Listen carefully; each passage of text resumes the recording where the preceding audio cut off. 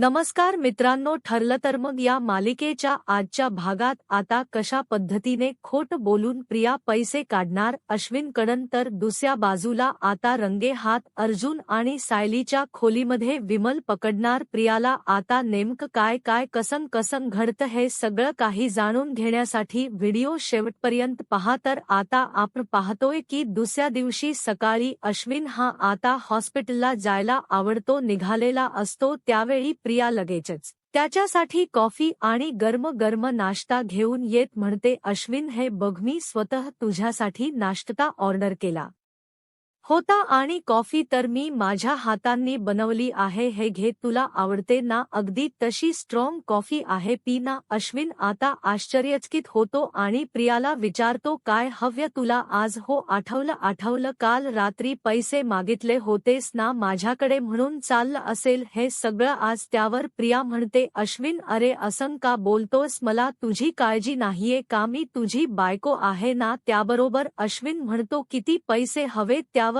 प्रिया म्हणते, हेच 11,000. अश्विन म्हणतो, 12,000 पार्लरला जायचं आहे ना? त्यावर ती म्हणते, हो. अरे पण म्हणजे सारखे मी तुझ्याकडे पैसे कसे मागणार ना? म्हणजे नाही वाटत असे सारखे पैसे मागायला, म्हणून म्हटलं पण ठीक आहे जर तू कमी देत असशील तरी. त्यावर अश्विन तिला 15,000 काढून देत म्हणतो, हे घे, 15,000 रुपये आहेत. त्यावर प्रिया म्हणते, यू सो मच अश्विन. आणि त्यानंतर अश्विन म्हणतो, पण नक्की पैसे पार्लरला जायला हवेत ना? तन्वी, काही उलट उपद्व्याप करून ठेवू नकोस या पैशातून, नाहीतर मला पश्चाताप होईल तुला पैसे दिल्याचा किंवा तुझ्यावर पुन्हा एकदा विश्वास ठेवल्याचा. प्रिया म्हणते, नाही रे विन, खरंच अगदी तुझ्या गळा शपथ. अश्विन म्हणतो, नको ग, माझी खोटी शपथ वगैरे घेऊस काही, आणि मग तो तिकडन निघून जातो. प्रिया विचार करते, जाऊ दे, मरू दे. हा अश्विन चिडला तर चिडला, पण सध्या याला गोड बोलत राहण्याशिवाय आणि याच्या बाजूने असण्याशिवाय माझ्याकडे काहीही पर्याय नाहीये. चल आता पटकन आवडते आणि लगेचच जाऊन त्या मैनावती आणि सदाशिवला पैसे देते आणि पहिलं त्यांचं तोंड बंद करते. आधीच एक तर डोक्याला टेन्शन कमी आहे का,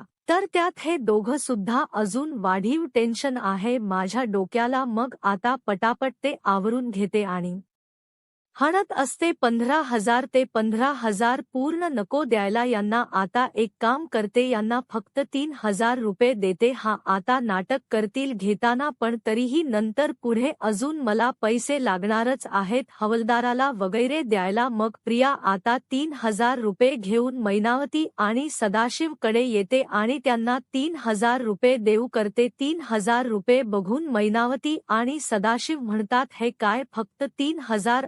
एवढ्याने काय बी होणार आहे आमचं? एवढी तर आमची सध्याची वाण्याची उधारी झालीये, याच्यापेक्षाही जास्त झाली आहे असं मैनावती म्हणते. त्यावर लगेचच आता प्रिया म्हणते, मी काय तुमचे खर्च उचलायला नाही? श्रीमंत मुलाशी लग्न केलेलं आणि मला वायावरती सोडून दिलं होतात ना तुम्ही? मला विकून माझ्यावरचे पैसे घेतले होतेत, विसरताय का? नाही विसरत असाल ना तर एक काम करते, मीच जाते आणि पोलिसांना सांगते की हे माझे आईबाबा आहेत आणि यांनी मी लहान असताना मला विकलं होतं. मग कुठून घेताना फुकटचे पैसे ते घ्या, तुरुंगात जाऊन बसाल. मग चालणार आहे का तुम्हाला? लगेचच मैनावती म्हणते, अग चिडली माझी बाई, चिडली माझी बाई. अगं चिडू नकोस बाळा. अगं आम्ही एवढंच म्हणत होतो की आम्हाला चाला पैसे जरा जास्त लागतात आणि हे पैसे त्या माड्याने खूप कमी आहेत, बस, बाकी काही नाही. बाकी काही हरकत नाही, तू कमी पैसे दिलेस तर काय झालं? तसंही आम्हाला पैसे तर तूच पुरवतेस की नाही? पुढच्या वेळी मला आणखीन जास्त पैसे दे, आणखीन पैसे दे, काही हरकत नाही. आता कमी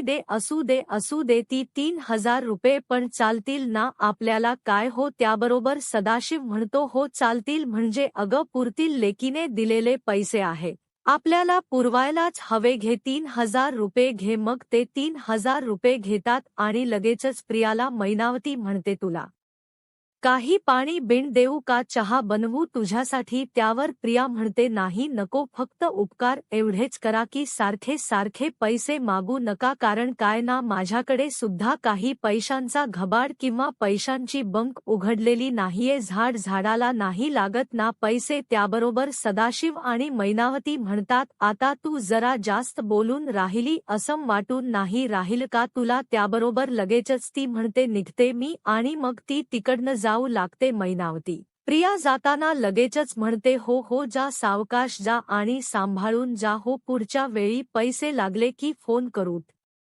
याबरोबर मग मात्र आता इकडे प्रियाला खरंतर खूपच जास्त राग आलेला असतो त्यांनी हे असं म्हटल्यावर पण आता चिडणं हे प्रियाच्या लिस्टमध्येच बसत नाही त्यामुळे प्रिया ही काहीही बोलता हो चालेल एवढंच बोलते आणि तिकडं निघते त्यानंतर मग आता ती घरी येते घरी आल्यावर विचार करते चला बाबा एक काम तर पूर्ण झालंया मैनावती आणि सदाशिव तोंड आता काही दिवस तरी का होईना पण बंद राहील पण आता पहिला मला त्या सायली आणि अर्जुनच्या रूममध्ये जाऊन तो महिप्तचा मोबाईल गायब केला पाहिजे कारण जर तो महिप्तचा मोबाईल त्यांच्या रूममध्ये राहिला तर नक्कीच त्यांना काही ना काहीतरी पुरावे नक्कीच सापडतील आणि हे आमच्यासाठी चांगलं ठरणार नाही काहीतरी केलं पाहिजे लवकरात लवकर असा विचार करून मग आता ती ताबडतोब शोधाशोध करायला जायला अर्जुन आणि सायलीच्या रूममध्ये कोणी नाहीये ना याची खातर जमा करून घेते मग सायली आणि अर्जुनच्या रूममध्ये आता सध्या ते दोघेही नाहीयेत कारण ते दोघं कोर्टात गेलेत ही गोष्ट प्रियाला समजते त्याबरोबर प्रिया विचार करते ही चांगली संधी आहे आणि मग त्यानंतर ती सायली आणि अर्जुनच्या रूममध्ये वरती जाते वरती जाऊन आता प्रिया शोधाशोध करायला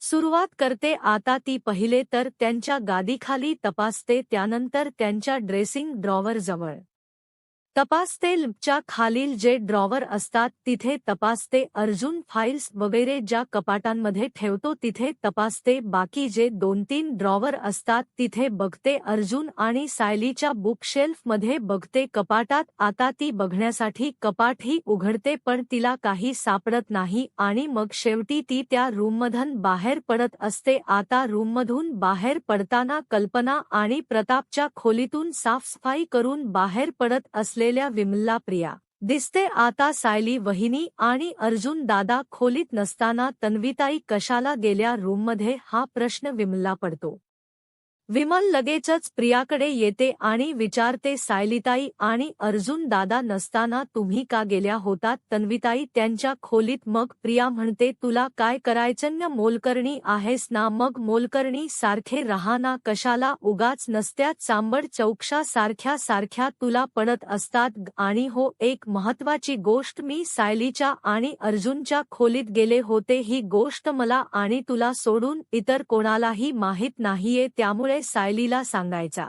अजिबात विचारही मनात आणू नकोस कारण जर तू तिला सांगितलंस ना की मी त्यांच्या खोलीत गेले होते म्हणून तर मी तुझं काय करेन ते लक्षात ठेव विमल म्हणते तन्वी ताई नीट बोला त्यावर प्रिया म्हणते मग तू माझ्या कामामध्ये मध्ये पाय अडकू नकोस समजलं ना निघ चल काम कर एक काम कर जा आणि पहिले माझ्यासाठी गरम गरम कॉफी बनव जा त्यावर विमल आता तिला तोडीस तोड उत्तर देत म्हणते माफ करा तन्वी ताई पण काय आहे ना मी तुमच्यासाठी आता कॉफी नाही बनवू शकत कारण माझ्या हातात सध्या काम आहे आणि मला सायली वहिनींनी सांगितलं हातातलं काम सोडून दुसरं कोणी पण फुकट्या माणसांनी काम सांगितली की ती नाही करायची हा मी येते मला काम आहेत खूप आणि मग ती तिकडन लगेचच पुढची तिची काम करण्यासाठी निघून जाते तर दुसऱ्या बाजूला आता इकडे नागोबा याच्या फोनवरून महिप्त साक्षीला फोन करतो आणि साक्षीला फोन करून तो तिला सांगतो साक्षी मी जे सांगतोय ते नीट ऐकायचं लवकरात लवकर ताबडतोब पनवेल सोडून बाहेर पडाय कमीत कमी राहत्या घरातन तरी हलायचंच त्यावर साक्षी विचारते अहो पण अण्णा असं काय झालं आणि अचानक तुम्ही मला पनवेल सोडायला का सांगताय बोला ना त्यावर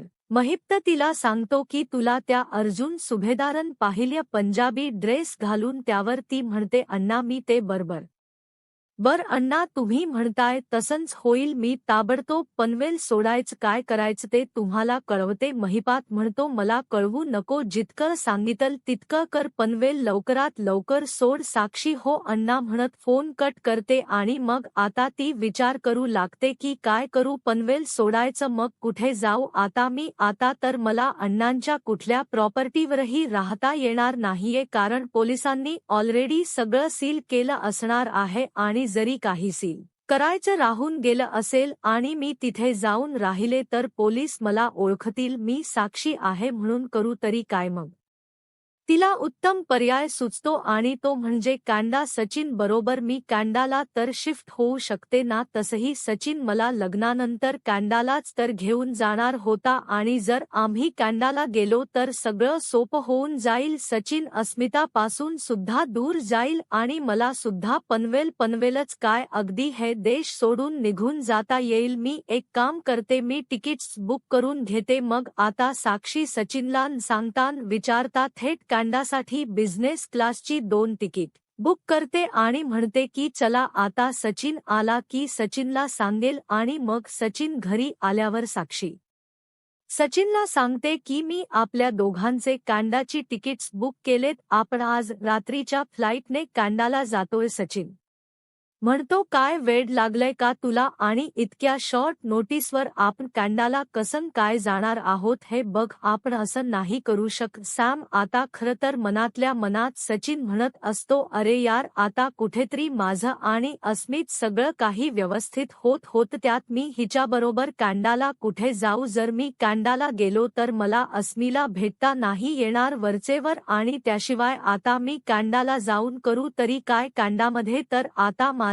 काहीही उरलेलं नाहीये. मी एवढे फ्रॉड केलेत की आता जर मी कॅनडाला परत गेलो तर मला अटक केल्याशिवाय तिथली पोलीस शांत बसणार नाहीत. मग काहीतरी करायला हवं. तो आता साक्षीला म्हणतो, सॅम अगं कशाला जायचं कॅनडाला. त्यावर ती म्हणते, सचिन अरे असं काय करतोस तू. तुझं राहतं घर आहे कॅनडामध्ये, तुझा जॉब, तुझं सर्वस्व आहे ना कॅनडामध्ये, फ्रेंड सर्कल वगैरे. मग इकडे राहून आपण काय करणार आहोत. आणि तसंही लग्नानंतर तर आपण कॅनडाला शिफ्ट झालो असतो. मग आपण आता निघून जाऊया कॅनडाला आणि तिकडे जाऊन आपण तिच्या पद्धतीने लग्न करूया. किंवा जर तुला हवं असेल ना तर आपण तिकडे जाऊन भारतीय पद्धतीने लग्न करूया. काय म्हणतात ना, आता करून घेतात बाहेर जाऊन लग्न. तसं काहीतरी असं समजू आणि करू लग्न. त्याच बहाण्याने तुझ्या मित्रांना, तुझ्या सगळ्या तिथच्या नातेवाईकांना किंवा कलिगना लग्न बघता येईल आपलं. तसेही तुझे रिलेटिव्ह, तुझे नातेवाईक ब्यापैकी तर कॅनडामध्येच असतील ना. मग आणि मला तर कोणीच नव्हतं, फक्त माझे एक मामा होते, ते सुद्धा आता माझ्या कॉन्टॅक्टमध्ये नाहीयेत. म्हणून मी म्हणते की आपण कॅनडाला जाऊ आणि तिकडेच लग्न करू. आता इकडे मग मात्र सचिनला खूपच जास्त टेन्शन येतं. सचिन विचार करतो, बापरे, हे तर माझं काही ऐकूनच घेत नाहीये. समजवण्याच्या खूपच जास्त पलीकडे गेलेलं दिसतंय.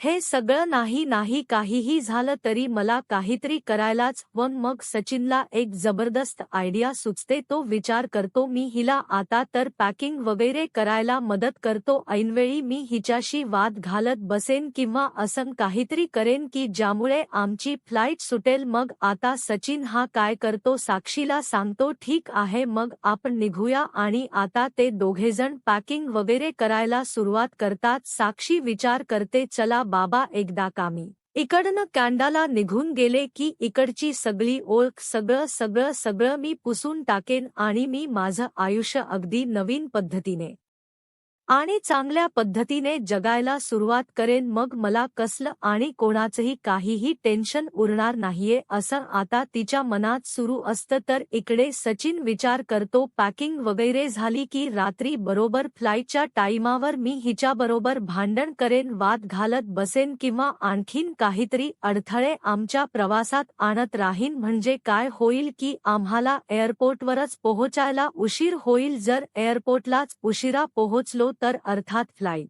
तर मिस होणारच. मग काय, पॅकिंग वगैरे झाल्यानंतर आता साक्षीची आणि सचिनची रात्री 3 वाजताची फ्लाईट असते.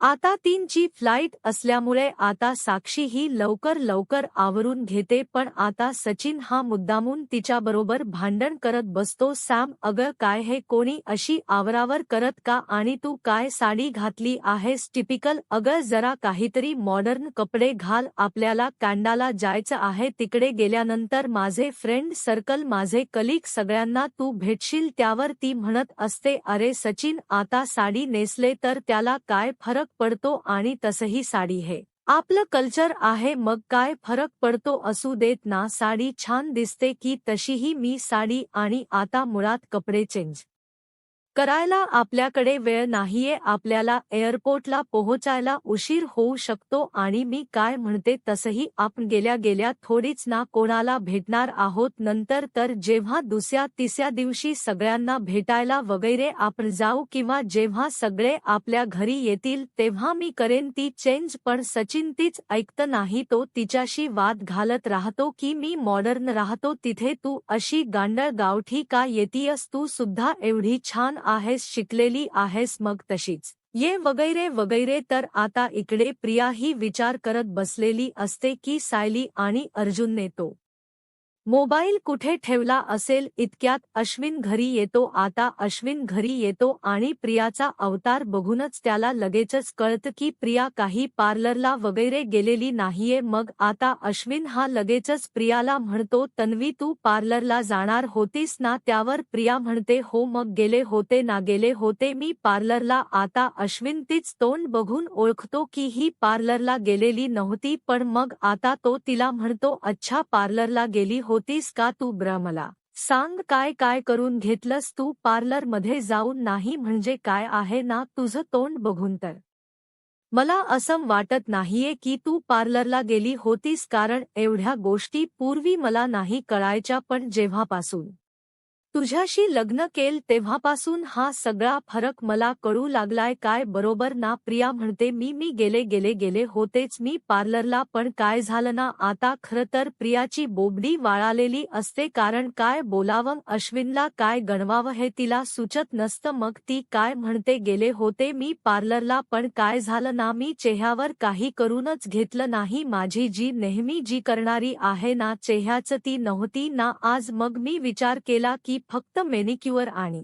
पेडिक्युअरच करून घ्यावं, आणि मी तेवढंच करून घरी परत आले, म्हणून तुला चेहऱ्यावरती माज या काही फरक जाणवत नाहीये. बाय द वे तू या सगळ्यात कशाला पडतोस? अश्विन, ते सगळं सोड ना तू. मी एक काम करते, मी मस्तपैकी तुझ्यासाठी गरमागरम कॉफी घेऊन येते, तू फ्रेश हो तोपर्यंत. एवढं बोलून प्रिया लगेचच तिकडन पळ काढते. आता प्रिया पळ काढल्याबरोबर लगेचच अश्विन म्हणतो, जाऊ देत ना, काय फरक पडतो, हिने काय केल त्याच्याने. आणि मग तो सुद्धा आता फ्रेश व्हायला लागतो, तो आवरून घ्यायला लागतो. इतकेच त्याच्या फोनवरती एक फोन येतो, आणि अश्विन आता कामाचं बोलण्यात व्यस्त होतो, आणि त्यामुळे तो प्रियाला पुन्हा काही विचारायचं वगैरे विसरूनच जातो. तर दुसऱ्या बाजूला आता सायली ही कोर्टातून आल्यावर आता रात्री स्वयंपाकाला मदत करत असते विमलला. त्यावेळी विमल तिला सांगते, तन्वी ताई आज तुमच्या रूममध्ये गेल्या होत्या. सायली ताई, नाही म्हणजे खरं तर मी असं सांगणं चुकीचं आहे, पण तन्वीताई जे काही गोष्ट सगळ्यांनाच घरातल्या पश्चाताप होतो, म्हणून मी विचार केलं आधीच तुम्हाला बोलून ठेवावं. सायलीच्या लक्षात बरोबर येतं की प्रिया नक्कीच तो मोबाईल शोधण्यासाठीच आमच्या